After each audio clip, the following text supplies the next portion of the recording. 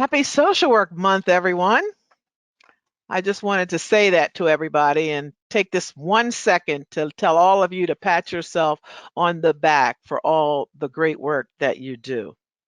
This is indeed a special moment and a great pleasure to welcome you to this NASW Town Hall. About a year ago, when NASW first decided to launch this series of an interactive town hall on racial equity, we set out on a journey to have thoughtful, provocative, and many times uncomfortable conversations about the state of racial equity from a social work perspective. Today, we are taking another step in that journey by hosting part one of a two-part series focused on abolition.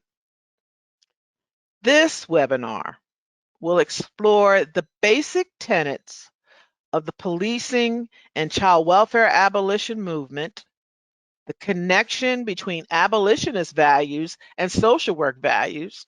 And I'm going to say that again, the question between abolitionist values and social work values, and a call to action for social workers to envision and help create a reimagined response that are free of injustices driven by long systemic racism. I am delighted to introduce two gems for you. For this series, I'm going to ask the moderators, Alan Detloff and Laura Abrams, to join me while I introduce them. Alan Detloff is a dean of the Graduate College of Social Work at the University of Houston and the inaugural Maconda Brown O'Connor Endowed Dean's Chair. That's a lot, but he has that inaugural, so we have to give him his props. Prior to joining the University of Houston, Dean Detloff served on the faculty of the Jane Addams College of Social Work at the University of Illinois at Chicago. He is co-founder of the Upend movement, a collaborative movement that seeks to end the involuntary separation of children from their parents through abolition of foster care and the child welfare system. And I'm just going to add something. Alan has been a long friend of mine from a long, long time ago. And I called on him as we wanted to launch and think of this through. And he introduced me to a new colleague, Laura Abrams. And she is the professor and chair of social work at UCLA Luskin School of Public Affairs. Her ethnographic scholarship has examined experiences of youth in the juvenile justice system and in the transition to adulthood. Currently, she is also pursuing policy research in the area of youth justice system. Now, on one last note, before I remove myself and we begin this inspirational journey, those of you who are in the audience who are NASW members, I want to thank you, because it's the support of our members like you that we can offer these events free of charge. And also, we need you to join us to help us continue to do the work in all of the associations. Now, if you are not a member, I hope you will join. We need you too. We need your guidance, and we need all people at the table in order to make the necessary change that we must make. Your dues will not just enable us to have all of these benefits, but they'll be a crucial investment to NASW's broad social justice portfolio, which centers on racial equity. We need all of our members at this time in our nation. So again, I'm humbled to thank both of you, and I thank you for joining us today. Bye-bye, and I'm going to be listening and learning. Thank you. Thank you so much, MIT, and NASW, and NASW members and audience who are here. I'm pleased to be alongside my accomplice here, Dr. Alan Detlef, who over the last year has, we've become friends, colleagues, and really trying to push this conversation forward. So great to be here with you, Alan. And today's conversation it's not a beginning and it's not an end. And I think this conversation today is just as relevant as it was 9 months ago when people were taking to the streets and risking a lot, including their personal health and safety, to join in community-led grassroots movements for racial justice. And I think we all agree, and we're all here, and NASW agrees, that this is a very pivotal time in the history of our profession. And we need to act on so many fronts to combat lethal and persistent anti-Black and other forms of structural racism. So you might be wondering, how did we, Alan and I and others, get involved in this conversation? So last June, harken back to 2020, after the murder of George Floyd and the subsequent grassroots protests, social workers were suddenly in the news in a national conversation about alternatives to policing and/or accompanying police. And in response to a very critical article in the Washington Post about social workers, NASW also printed a rebuttal suggesting that social workers are actually best suited professionals to work alongside the police to decrease racism and racist outcomes.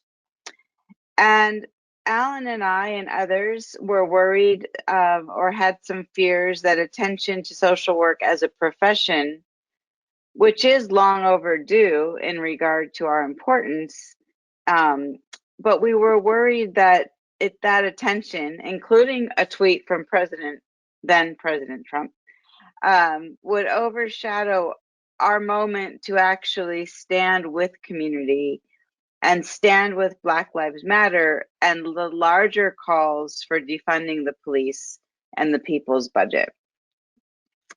And so we were talking with one another and many others in our community of scholars and students and activists and faculty reached out to us wanting a bolder stance from social work leadership and wanting a stance that would stand with community and not with the police, which at that time, and one could argue still, have a big fracture and are not the same platform. Whereas the police are still looking for decades of failed reforms that have not ceased to still kill Black people and brown people at alarming rates. We think it's time for social work to take a different stance. So we wrote an open letter last June that asked NASW and our allied leaders, among other demands, to take seriously calls for abolition among our members. And so here we are. Indeed, it's next March and the paniversary of our pandemic. And we're here, and we realize that our public position on these matters had sparked some controversy, including a counter letter and a live debate on Facebook.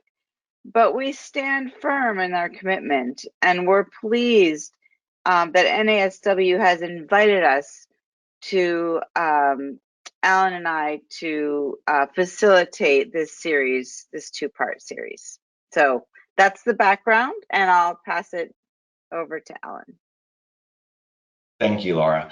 And echoing what you said, it's an honor to be on the stage with you today and to be able to bring this important conversation. And again, thank you to NASW for the opportunity to be here.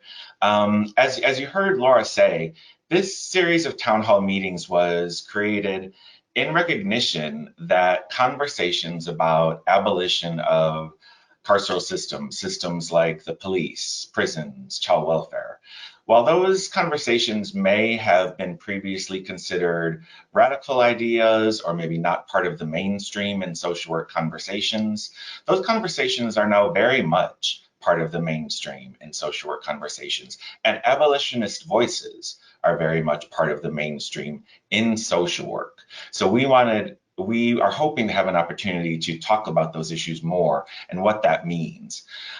This also comes out of growing and continuing recognition of the harm that is caused by carceral systems, and particularly the disproportionate harm that our systems of policing, prisons, and child welfare cause to Black and Brown communities.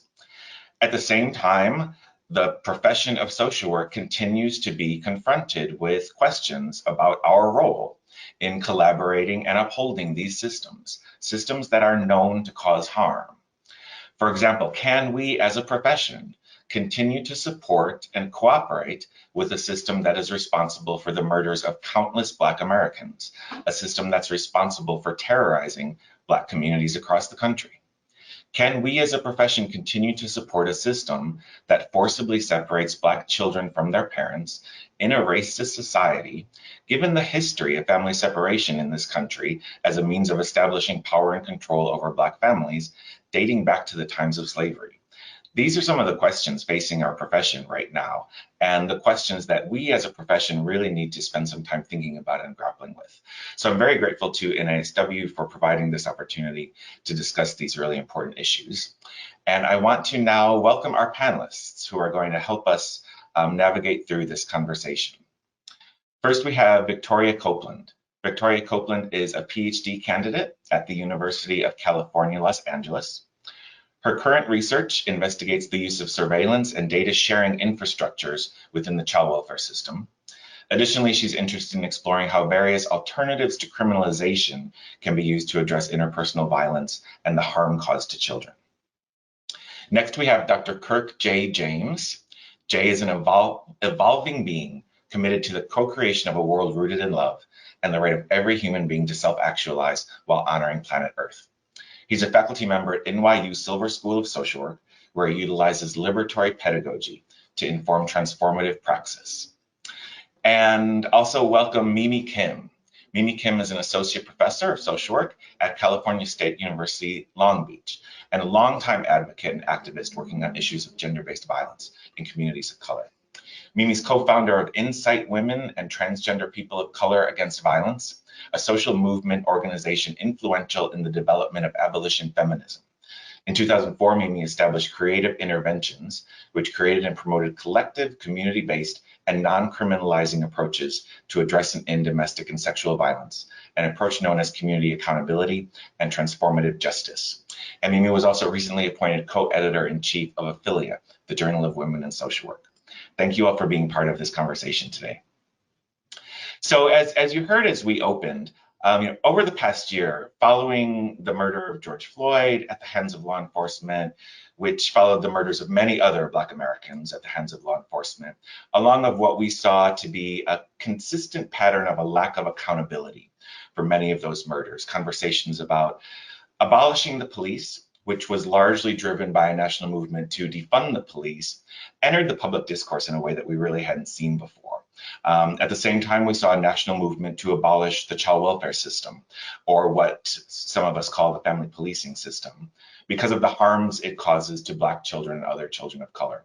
But for many social workers and for many people in general, the idea of abolition is still a very new concept. So I wanted to start the conversation by asking each of our panelists, what does abolition mean to you? And how does the work you do involve work related to abolition? Jay, you want to start us off with that one? Sure. Thank you, Alan.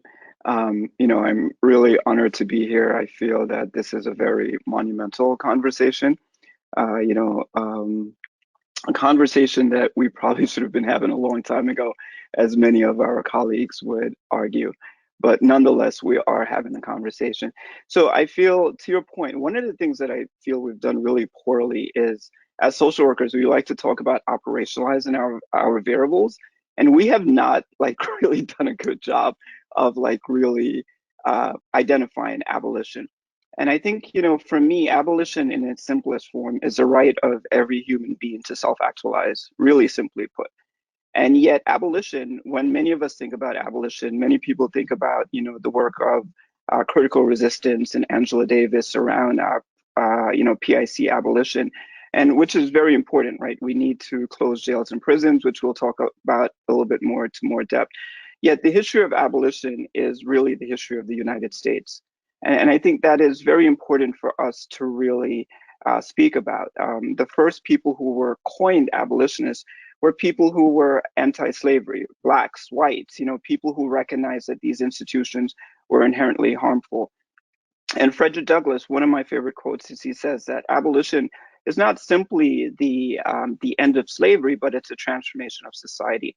So I think even if we were able to speak about abolition in that sense, right, knowing that you know, as social workers, right, our job is really to transform society. So I feel that Frederick Douglass quote is very powerful in helping people to think more broad scale on what abolition is. I think also if people understood the history of abolition, people would understand that abolition has always been historically intersectional. Some of the first people who were known as abolitionists were also people at the forefront of the women's rights movement, at the suffrage movement. So, you know, the concept of abolition has never just been about, you know, ending harmful structures. It's always recognized that there are ideas and practices that also need to be dismantled if we're going to create equity in this world. Great. Thanks, Jay. Victoria, how about for you? What does abolition mean for you and specific to your work with thinking of abolition of the family police? Yeah, so I mean, Dr. James said a lot, and I'm just building off of kind of what was previously said. But when I think about abolition, I often think about Ruthie Wilson Gilmore saying it's life in rehearsal, right? And so when we have these discussions with people, and I know we'll probably discuss this later, a lot of people are sort of shocked or fearful or thinking it's too radical because it's sort of this huge, it seems like this huge undertaking. And it seems to those who are may not be aware that we are striving for some type of perfection or some absolute destination. And I think that I just wanted to ground us in knowing that abolition is not striving for perfection. It's also this process of becoming, right? Something that Miriam Kaba and Ruthie Wilson Gilmore also kind of emphasize. So whenever you're working with humans in society, it's going to be a very complex process. It's going to have complex issues. And it's just a matter of accepting that and working through those things. And so I just wanted to kind of preface what I was going to say with that. In terms of the child welfare system or family policing system, Dr. Detlef, as you've mentioned before, when I think about abolition, I don't think about just the prison industrial complex, but I think about the ways that policing has really stretched its arms into so many institutions. And so it's not just this, you know, parallel or two separate institutions that work similar to each other, but it's actually sort of this interweaving of both of these systems to the point where it's just very difficult to separate them or to think of them as separate. And so when I think of child welfare abolition, I kind of think of this system that has become so ingrained with policing and punitive ways of addressing harm that I don't envision a way that we can continue within this model, this system, this project. And so for me, child welfare abolition is a necessary step in shifting or transforming what Dr. James is saying, our society and our ideologies and our culture.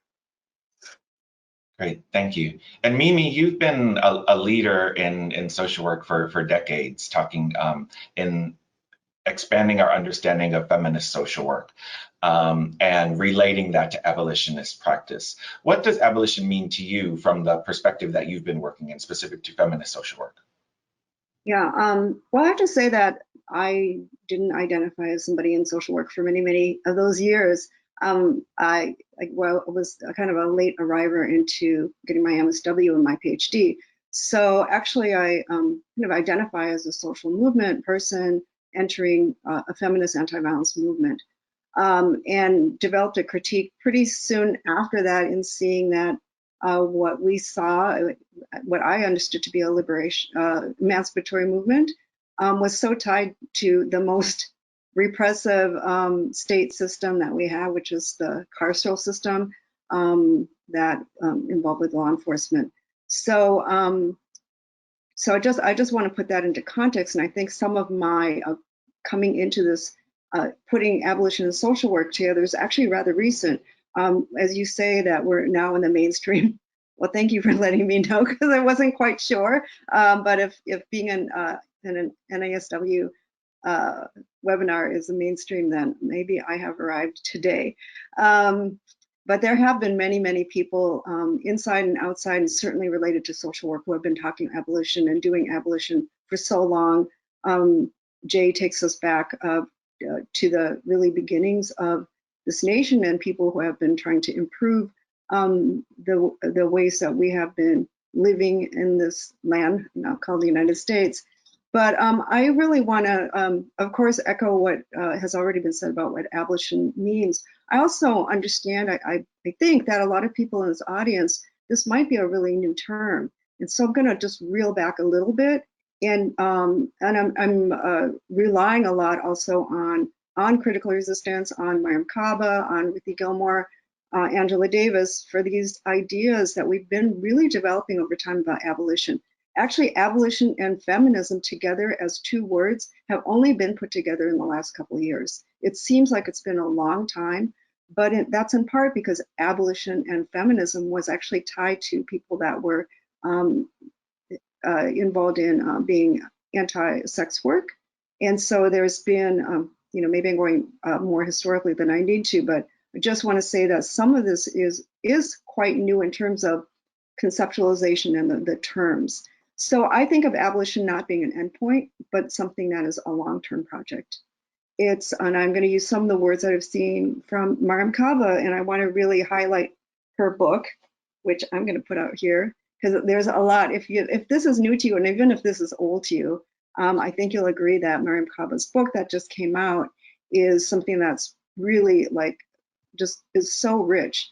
She talks about abolition being a political vision, being a broad strategy, being a structural analysis of oppression, and being a set of practices. So I know a lot of people right now are thinking, is abolition about tearing down jails and prisons? Well, it is, but abolition is nothing if it doesn't also look at restructuring of society and looking at a world that we want to live and that we can live here and now today. So I think that abolition is a political framework and a way of being that is beyond just these kinds of strategies that we're using to construct the world that we want.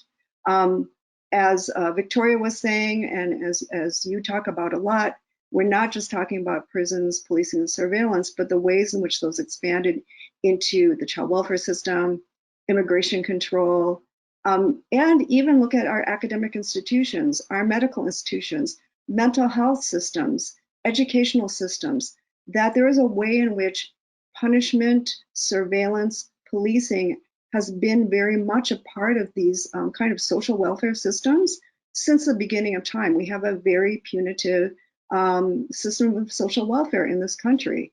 And so people feel that from us as social workers as well, because we are embedded within all of those systems. And I think that's something that we need to understand. And the other point I want to relate is that this is about not only dismantling, but building. And I know that we'll be talking about that later in today's webinar. Thank you. Thanks, Mimi. I think all of what you said really helps get to that idea of operationalizing, which Jay you mentioned, which I think is really important, particularly for people who are new to the conversation. One of the things that I hear as a critique of abolitionist ideas often is that abolition is too extreme, that it takes things too far, that we need the police, prisons, foster care to keep people safe. Or people will acknowledge that some kind of change is necessary, but that can be accomplished through reforms. Why do you think abolition is necessary, and why are reforms not enough? Jay, why don't we start with you again? My heart hurt hearing you say that. um, so I think first of all, I think the correlation between police and safety is a false correlation, and it's also a lazy correlation. And I think maybe I'm going to step back a little bit. And I think, Mimi, you said something that you said abolition is a political framework. I would also like to add, I think abolition is a personal framework as well. And I think Angela Davis has long said that, it's not only about dismantling systems, but we have to dismantle ideas of oppression. And I feel, we have to really see the ways in which the banking systems of education that we've all existed under has conditioned us not to think critically around these issues. And it's very important that we see abolition as not only something outside of ourselves, but also us, also our ways of knowing, our ways of being, and our ways of acting. Because they're also rooted in domination, and they're also rooted in oppression. So the piece about safety is it's a really, it's a default conversation, right? It's like the lazy conversation. And when we talk about safety, I think one of the things we should say is like, safety for whom? Because police have never made me feel safe. And I think, people that look like me historically have never felt safe by the police. So I think it's very important that when we check into this idea of safety, we should ask safety for whom. And even for the people who believe that police is bringing them safety, if they were even really, to honor that question themselves, and I do this exercise with my classes and public speaking sometimes, and I ask people to imagine safety. What did it look like for you? What did it feel like for you? What does it feel like for you? And it's never police. It's never the size of their gun. It's never how long somebody is in prison. So I think, maybe that may even feel too moralistic for some people, right? And so maybe if we want to look empirically, we can ask ourselves, like, why do police exist? Why do prisons exist if they're not bringing safety? And, as a scholar in these things, the history of prisons are very tied to slavery. We saw post the 13th Amendment, Black codes were essentially created that legitimized the incarceration of Blacks for any act that a white person deemed, problematic. And as a result, you saw you went from Black codes, you went to convict leasing system, which was again another manifestation of slavery, to today's contemporary manifestation, where more Black men are currently incarcerated than were enslaved in 1850. Thank you to Michelle Alexander's research. There are 1 in 3 Black men will at some point in their lifetimes be incarcerated. And this isn't correlating to crime rates. This is policing. This is everything that we were seeing last summer. This is that, right? This is Black criminality, or the auspices of Black criminality playing out in a system of white supremacy. And I think we need to honor that truth.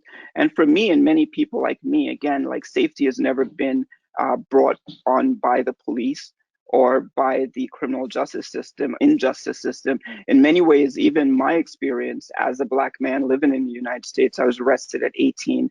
And when I was arrested, never been arrested before, I thought, wow, you know what? They're going to actually stop and see who I am, ask me questions. Why am I here? Yet what happened was I was charged under the Rockefeller drug laws, which again, policies and practices that don't bring about any type of safety, but really just dehumanize and destroy people who are historically marginalized and oppressed, and was sentenced to life at 19 years old as a first-time offender. Yet this was not just my story, and this was not just an aberration, as the 1990s was the height of what we would come today term mass incarceration, which is again a euphemism for neo-slavery. And if you listen to, social workers, we like to talk about research. If you go back and you listen to the music of the 90s, it was all talking about mass incarceration. It was all telling you that we were under attack. 40 of us in the back of a bus. Life is a shorty, shouldn't be so rough. Or Tupac's Dear Mama, who would think in elementary I'd see the penitentiary. So, if you look at these connections between slavery and the prison industrial complex. It's really clear what this is. Yet as social work, we have not done an honoring of this, even in our content. I think there's so many people, Matt Epperson's work amongst others, who have really begged social work to be like, hey, listen, can we talk about this stuff? Because people are being impacted in ways that we're not talking about. So for me, I think if our orientation is towards social justice, if our orientation as a profession is towards humanity, then there can be no other way but abolition. Thanks, Jay. And Victoria, one of my inspirations, I know one of your inspirations, Dorothy Roberts, has often said when it comes to addressing the harms caused by the family policing system, abolition is the only solution. Why do you think that is, and why are reforms not enough? Yeah, so I'm gonna kind of zoom out a little before I get more specific, but I guess my immediate response to this question is that all of the systems we have now are projects. They're experiments. They were imagined by certain people for specific reasons. The police, the child welfare system, they're projects. So we have to sort of get out of the mindset that thinking these systems are innate and that they're required, because they're not. And when we're able to imagine for ourselves in our own communities a different way, a different set of processes, a different norm, one that doesn't require surveillance and policing and punishment and family separation, but instead embraces care and trusting relationships and accountability, then we can understand that abolition is not only necessary, but it is possible. And I think that's where many people get caught up. I'm also, I teach at UCLA, and I speak a lot about abolition, and many of the students are they think it's impossible. And so they're like, well, this is a heavy lift to shift our entire culture, our entire framing, our ideologies.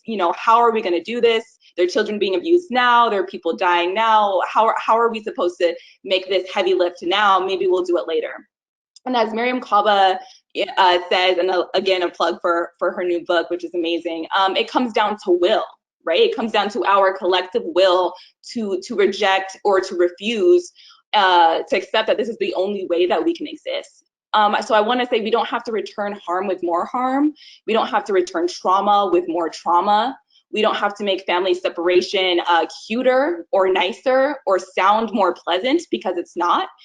We simply don't have to abide by this project if we collectively refuse that as the way to exist and address harm. So instead of co-signing policing projects and surveillance, we can choose to say no to those things. And I did want to say that reforms are not innately bad, but they also have to be working towards dismantling, truly dismantling these structures and ideologies that fuel punishment. And so I am going to give a small plug for Critical Resistance right now. They have a chart that's it basically says reformist reforms versus abolitionist steps in policing. And I think that's a really good introductory, and for those who are already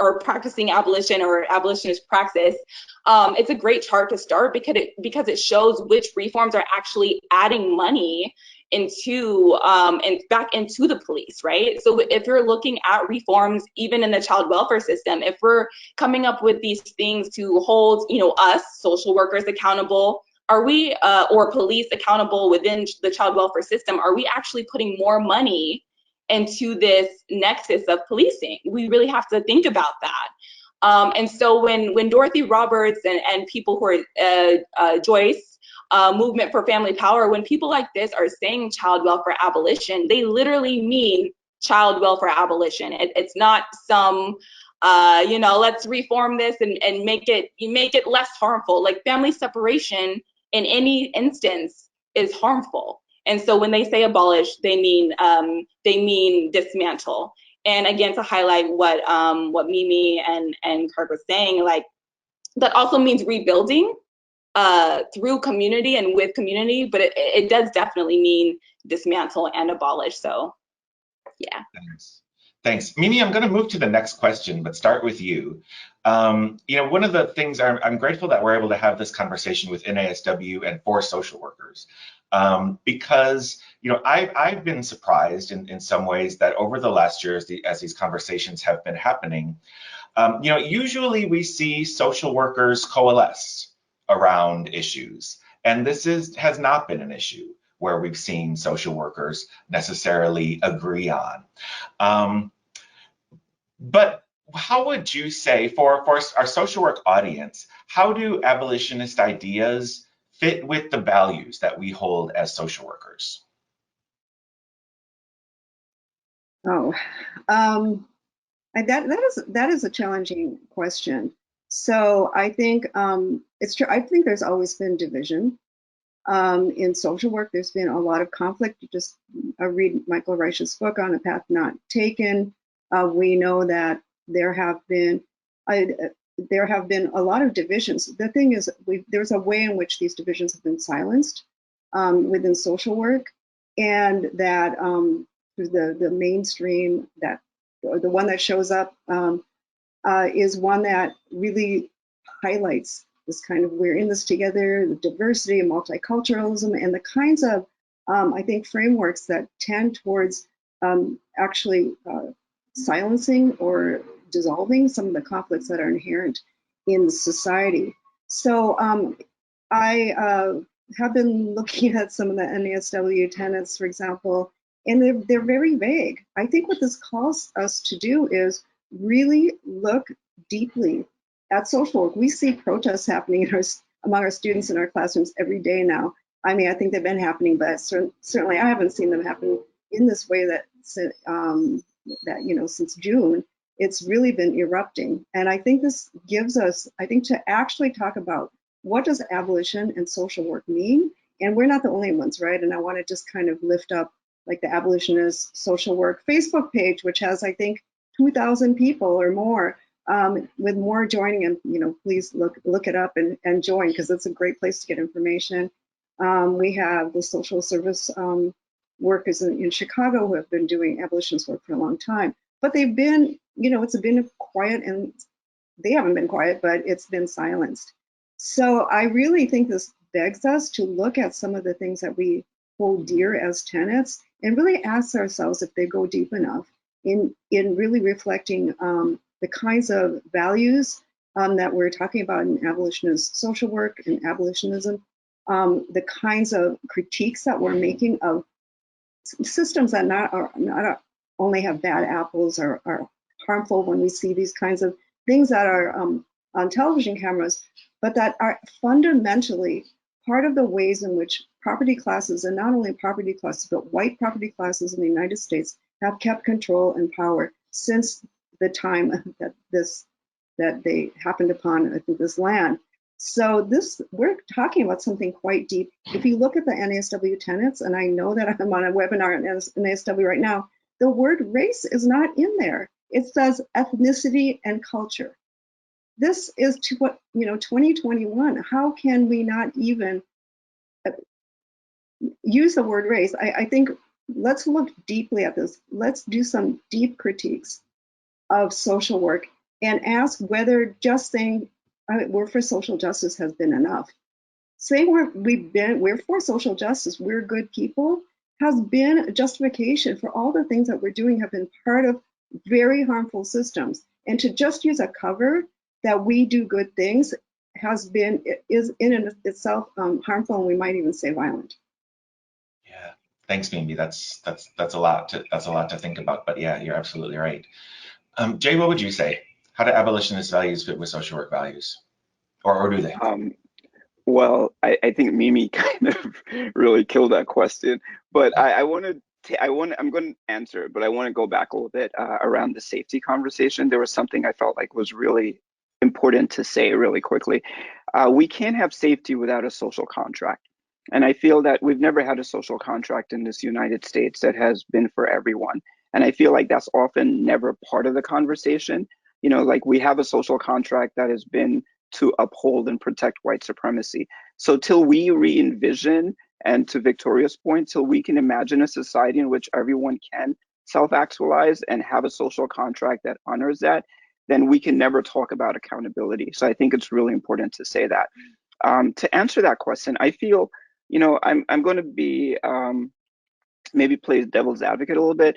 I think, Mimi, is 100% right. And yet, minus semantics, I do feel that we are very aligned with abolition. Maybe not in practice. I think in theory, we're very aligned with abolition.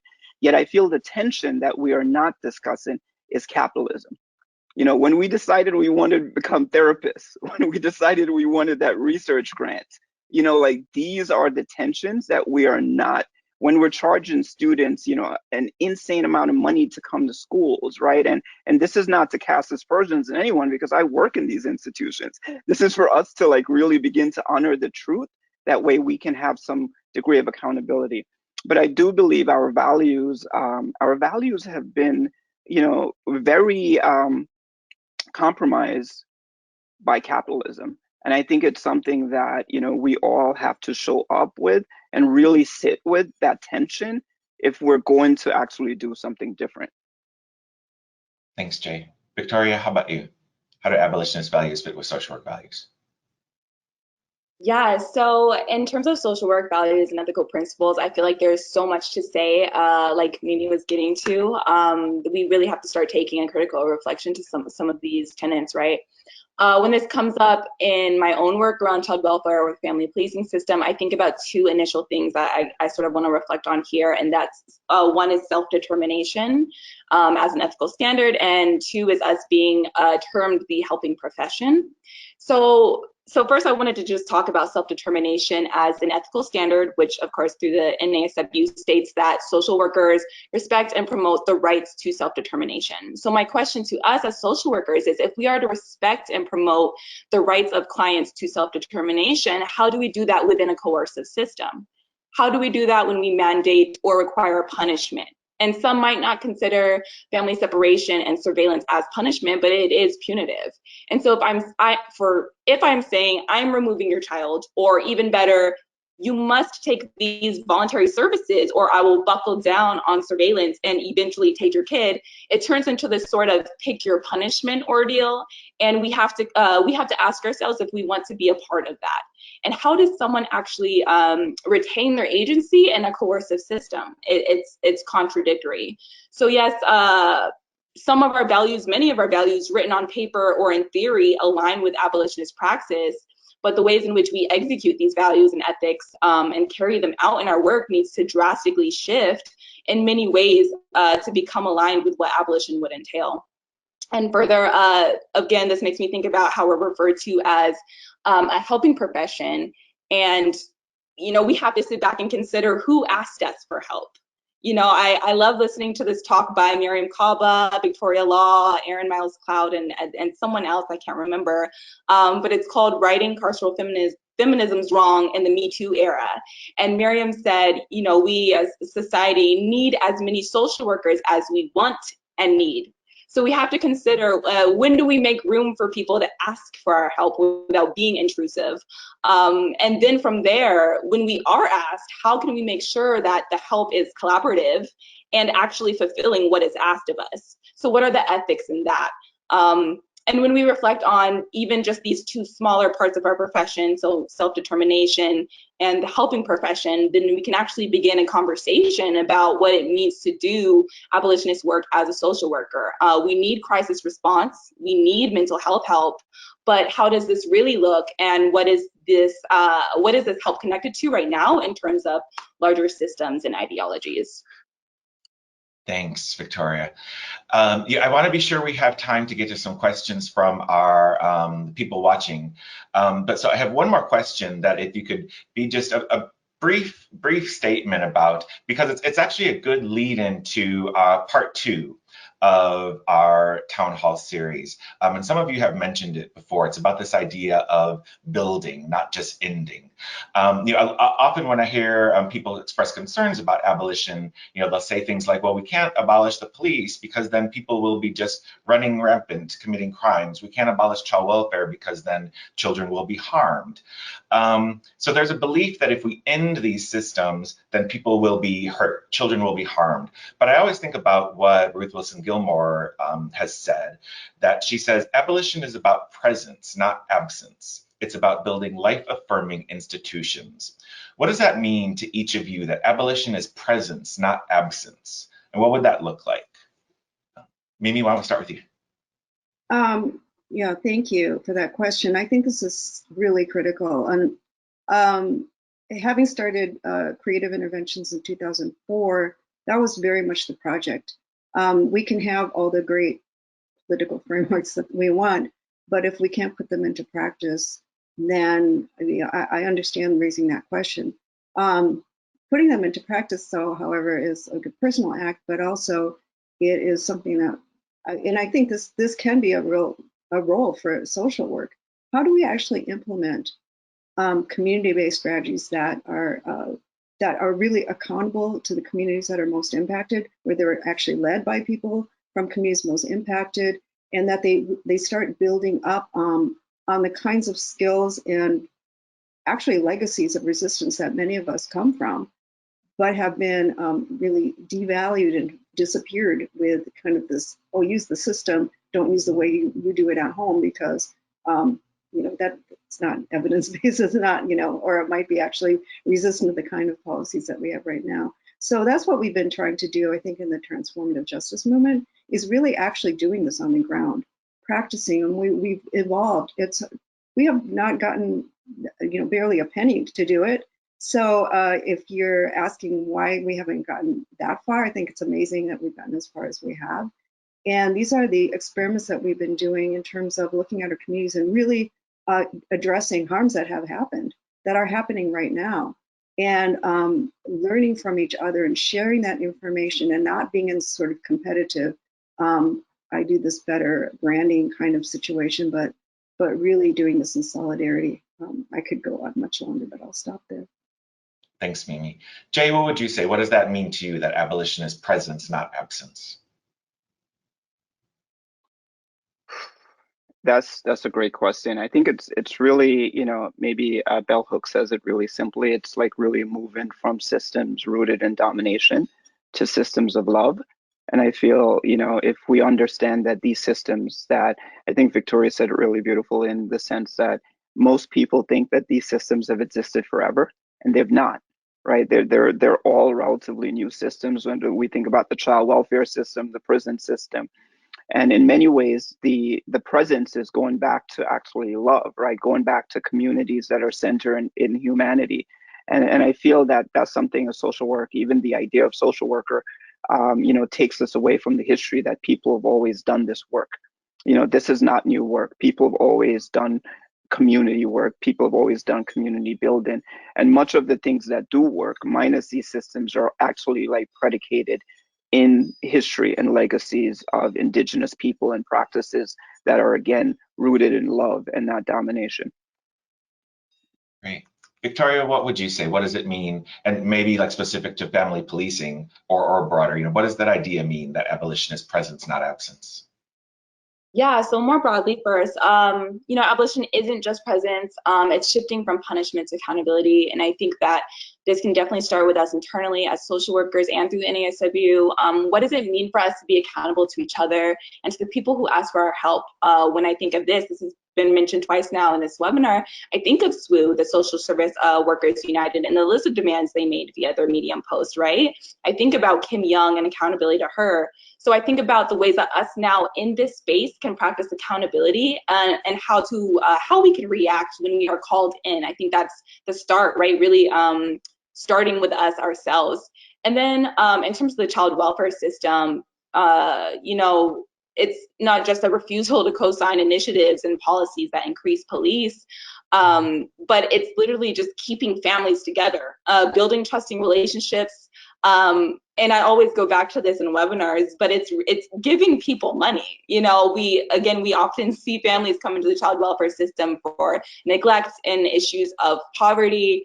And it can be as not simple, but as easy as giving people money without these crazy stipulations and surveillance that comes to it. So those are just a few of the things that I think of right off top. Yeah, I'm glad you mentioned that, Victoria. I think just asking people what they need and then providing it to them can resolve so many things without the need for these like systems of punishment and incarceration. Just ask people what they need and then give that to them. I really appreciate all of you being part of this. I'm incredibly inspired by each of you, and I'm so grateful that you were able to be part of this webinar today. I know we have some audience questions, so I'm going to invite Laura Abrams back to the screen. And Laura's been monitoring the chat, so she has some questions for you. Laura? Okay. I don't know if I'm back in, but can you hear me okay? We can hear you, but I'm on. My camera's on, but I'm gonna be the voice, you know, like in the Charlie Brown, you know, kind of wah wah. So this is a question for Mimi. Mimi Kim.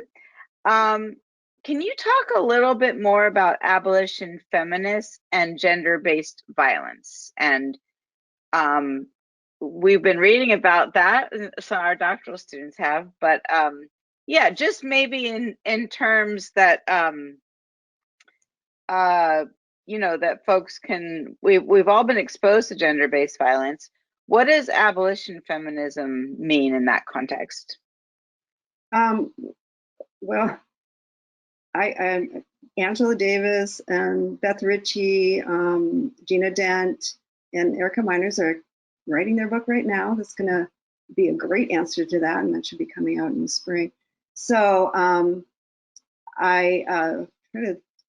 in some ways, it's a response, I would say, to what people now call carceral feminism, which is, you know, sad that we have to call something carceral feminism, but the fact is that the anti-violence movement has been very representative of a kind of strategy that feminists have been using that relies on law enforcement.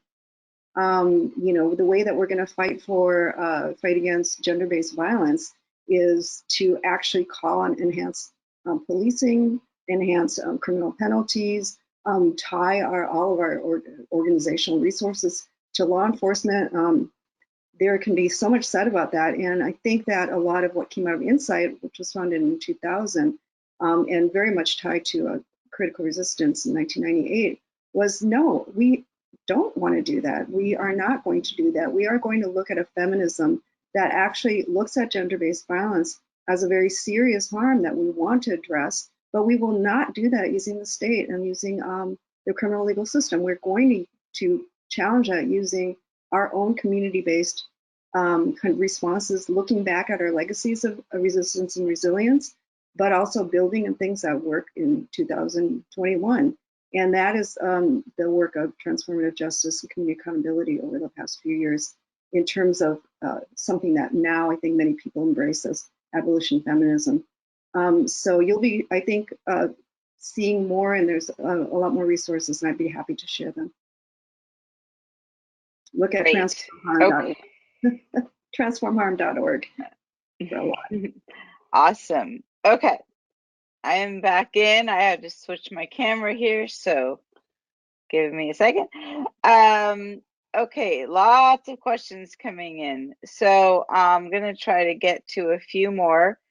I think I'm going to kind of combine a couple and give a question for Kirk.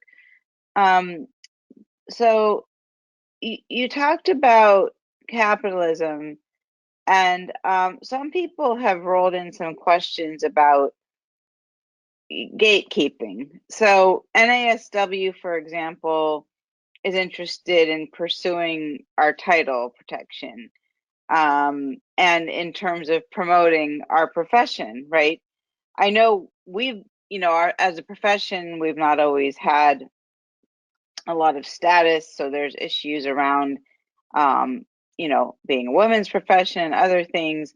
But are there other ways that, so does professional social work in its nature and kind of alignment with racial capitalism preclude our profession from taking part in abolition? And like, how do we reconcile those pieces? Big question. I think it's a big question. I think that question should definitely be directed towards the NASW and not me. But I want no accountability for that question. But there is something though in that I would like to address, and I feel that Victoria kind of touched on this already too. It's just like, do we, in this profession, do we see and recognize the agency of marginalized people? And I think that's an incredibly important question, which will again have us look and reflect on ourselves and why we are here to do this work. Because if we see that, I think I'm blanking on her name, but if we see ourselves as saviors, then we're always going to move in ways that are harmful.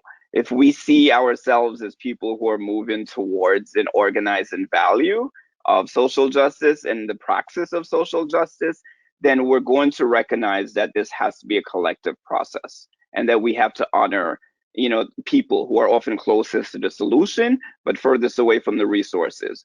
So I think, the process of decolonization, which is really beginning to just sit with the truth, sit with some of the truths of what this profession has been, right? Like when I talk about this profession, I want to talk really honestly and critically, but it's not to say that I'm not a part of this. And I feel like we all, I'm a social worker because I believe in the possibility of social work. We're not there, but I believe in the possibility of social work.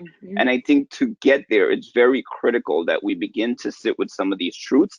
And some of those truths really have to begin with us. Why are we here? Do we see this as a collective liberation, or do we think that we're coming to save some people? And I think there are a lot more important questions for us to sit with before we can answer that question. Thank you. And yes, I know it's a big question, and one that we could have a whole other panel on, but I thought it was an important one to get at here. The next question from Carly King, one of our audience members, and also combines some elements of other questions. When Audre Lorde says we can't dismantle the master's house with the master's tools, obviously a renowned quote that's reverberated through many movements, what advice do you have for those who work within these repressive systems currently for moving toward abolition? And I'm going to ask Victoria to start and maybe Alan to follow up. And this comes up a lot in child welfare because we know that that's a huge source of our current workforce, including the building blocks of our training program. So I think it's a great question to ask. Yeah, this sort of goes with the last question as well. As social workers, we really have to ask ourselves, well, for one, just to acknowledge what Dr. Abrams was saying, we pipeline people as a profession into the child welfare system. That is a given. We have we have grants around it.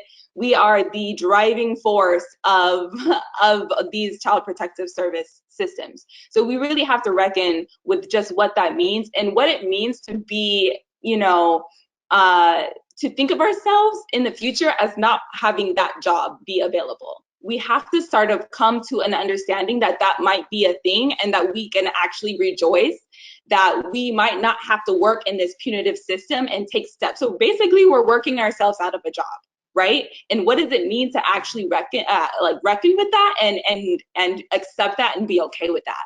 And I think being okay with that gives us room to imagine a different sort of form of care that we can provide, because as social workers, we do have very beneficial values and I hate using the word expertise, but knowledge that we receive in our programs that is outside of these structures. So I do think it is sort of a point of, abolition is creative, right? It's like us really thinking through what it means for us to have a job outside of these institutions. So I'm not saying that you can't have social work values in a different sort of position, or that we can work with community in a different way to address the same harm that's happening.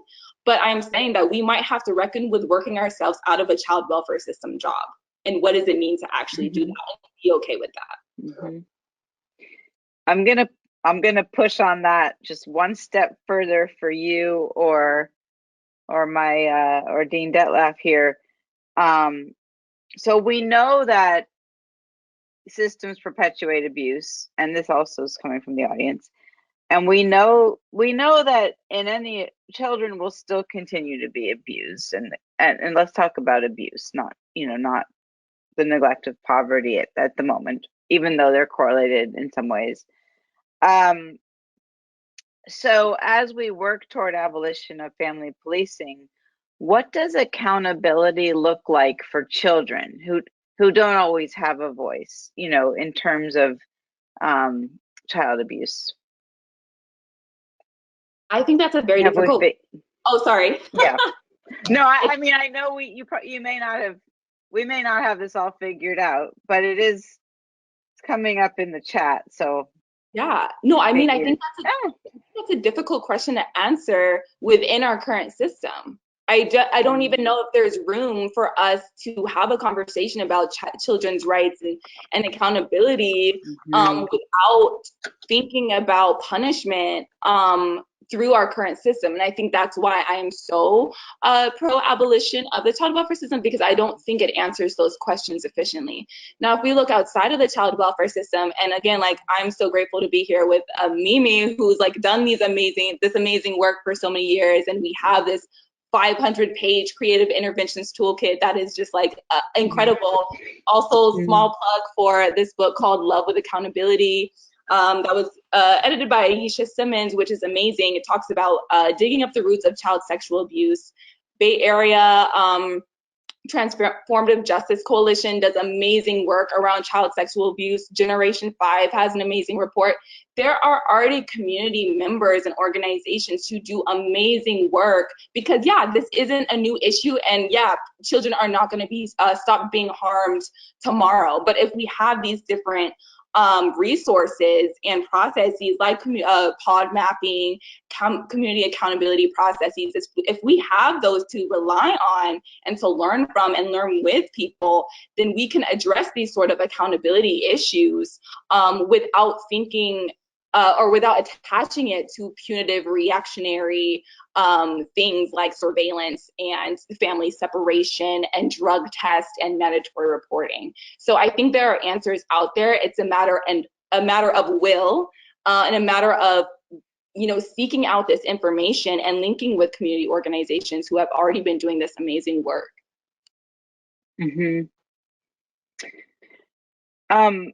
Alan, did you want to add anything on that, or do you want to wait? I'll add quickly. I mean, Victoria really covered that well.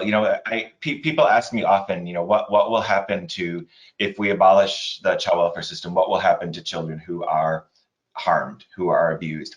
And I often say, that's a really important question, and we need to think that through. But there's a more important question. And the more important question is, why do we live in a society where children are harmed and maltreated by their parents? And if we could start to answer come up with the answers to that question, we could start to address the conditions in society that lead to maltreatment.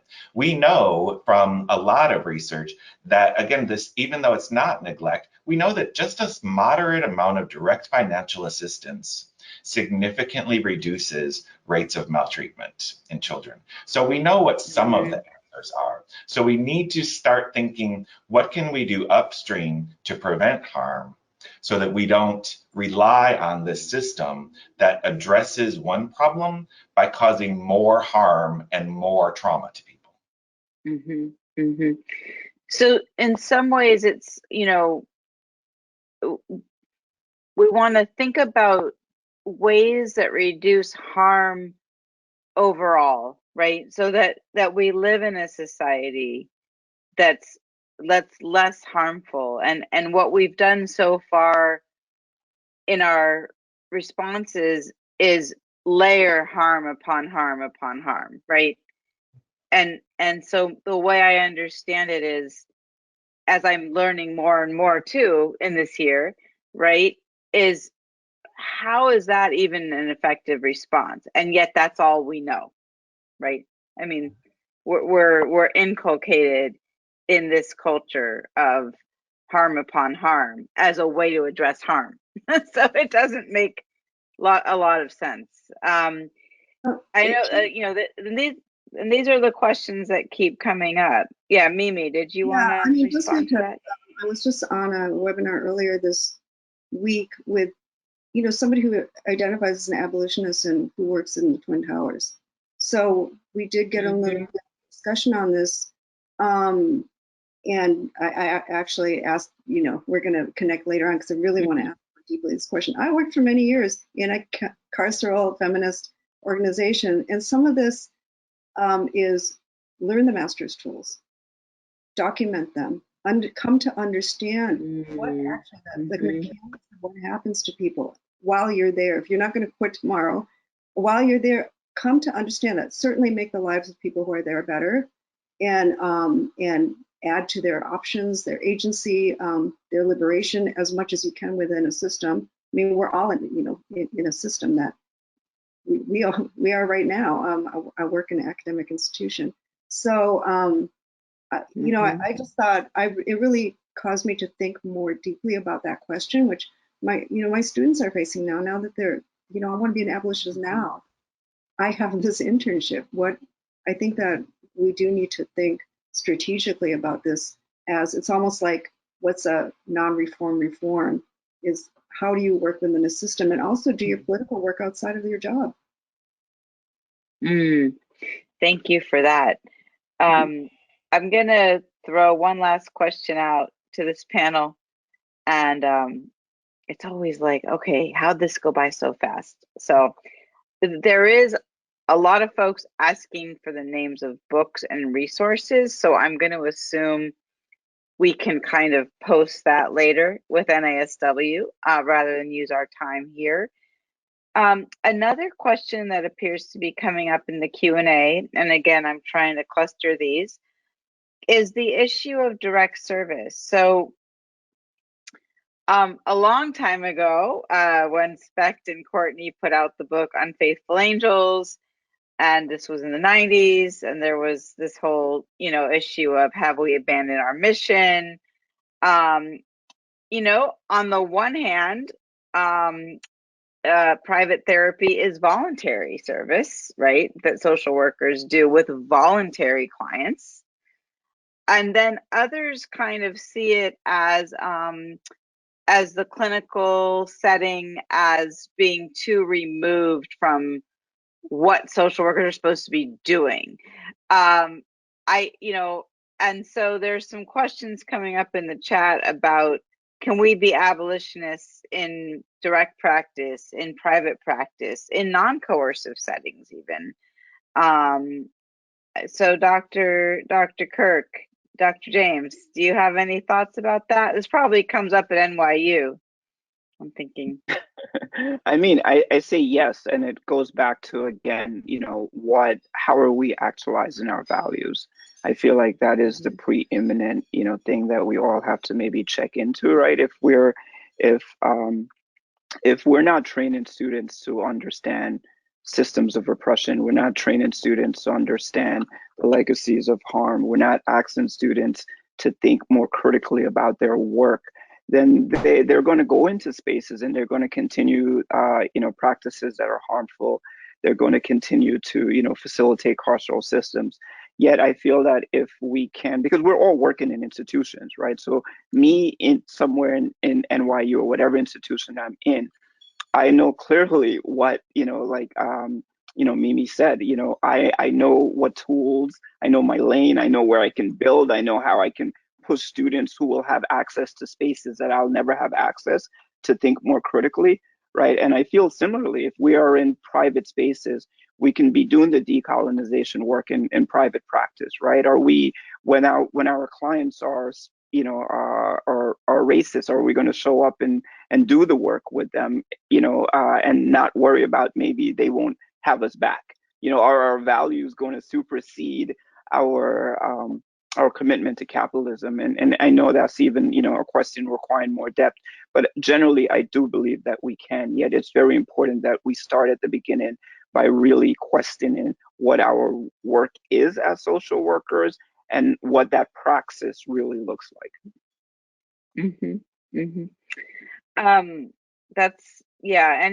So 1 minute here to closing, but until we move to Angela McLean to close us out. Mimi, Victoria, would you like to add any thoughts quickly on on that point or anything we've talked about? Yeah, I can add really quick. I just want people to care less about abolition as an identity and be worried more about doing abolitionist work. So what does it mean to do the work? What does it mean to take abolition as praxis and not as an identity?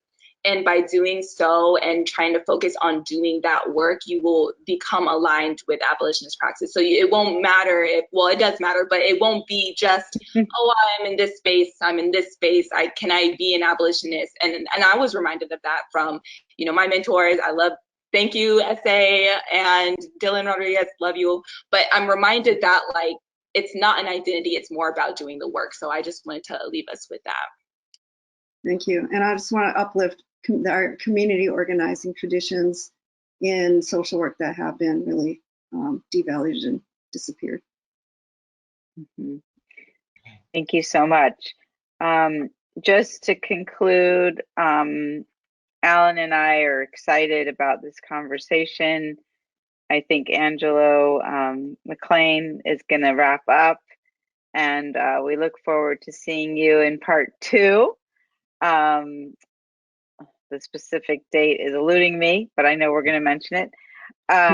This was really, really exciting and informative conversation, and I'm going to now turn it over to Angelo McLean, CEO, NASW. Thank you.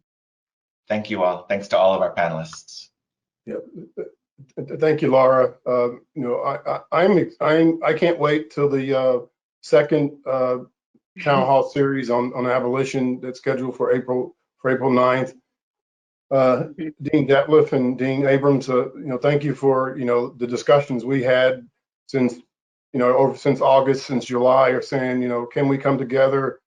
You know, you guys wondered if NASW would be respectful, and I think someone mentioned on the panel that, you know, abolitionist social workers felt like their voices would be silenced and marginalized, and we said we don't want to be part of that. We want to be able to uplift this part of the profession, because we know that this is part of the profession and it's an important part of the discussion. And I love the piece that you guys were doing with the panel in terms of really digging into, you know, what is abolition? What do abolitionists stand for? And then, you know, pointing back to some historical things like anti-slavery, suffrage, women's rights, civil rights, and sort of saying, you know, really the abolitionist vision is about a country where people are liberated, where people have an opportunity for self-actualization, self-determination, where we don't over-rely on systems that are dehumanizing, systems that separate families, systems that are harmful and put harm and trauma on top of trauma on top of trauma, systems that are rooted in capitalism, you know, economic exploitation. You know, we know there's a lot of work as a profession we need to do to own our stuff. And Dr. James talked about, you know, that we need to honor the truth, you know, honor the contributions that we have as a profession made to these oppressive systems. You know, there's a group working on looking at I guess you call it an apology. You know, some folks with NASW and other places saying, let's really do a reckoning within our profession of identifying some of the places where we have been the agents of control, not the agents of change. Let's own that up and make a commitment to work towards that. And some of those shortcomings were mentioned in today's panel. And how do we get to a collective process where we as a profession can really be part of helping achieve that abolitionist goal of, you know, liberation for all people, you know, agency for all. I think it was Victoria that talked about, you know, asking the question about our, you know, bringing agency to marginalized people, marginalized communities. So I'm looking really forward to the next discussion, and even looking forward to, after that, you know, finding the space and place to kind of help continue the work. I only have a couple more minutes. I got to make my final thoughts quick, but I do want to, thank you, Victoria. Thank you, Dr. James. Thank you, Mimi, for participating in the panel. You all were great, and just really appreciate it. And the scholarship and knowledge and passion and commitment that you shared with all of us, it's greatly appreciated. You know, we're at this moment because of some horrible murders, horrible deaths, and I just want to say a few names, because you know, this is what brings us together. You know, Breonna Taylor, George Floyd, Michael Brown, Emmett Till, 1955, Tamir Rice, Sandra Bland, Elijah McClain. We want to not add names to that list. We want to shorten that list, and that's why we're doing this work. And you know, and a lot of the discussion today was about how do we dismantle child welfare? How do we make the child welfare system more humane? And there's a countless list of names of families that we could put on that list. This has been a big week. We've had International Women's Day. Shout out to International Women's Day, and a time when we can lift up leadership among women and the role that women play in making our society better. Yesterday was National COVID-19 Day, and a remembrance of all the pain and suffering that we've gone through, collectively gone through the last 13 months. I believe Wednesday was School Social Work Day, and a shout out to all the school social workers and the burdens that you're carrying, trying to keep kids connected to schools and getting schools reopened and helping kids achieve academically. And Tuesday, the 16th, will be World Social Work Day, and we'll be celebrating that and commemorating that. So with that, I'll say thank you all for tuning in today, and please tune in on April 9th so we can continue this discussion. That concludes our program.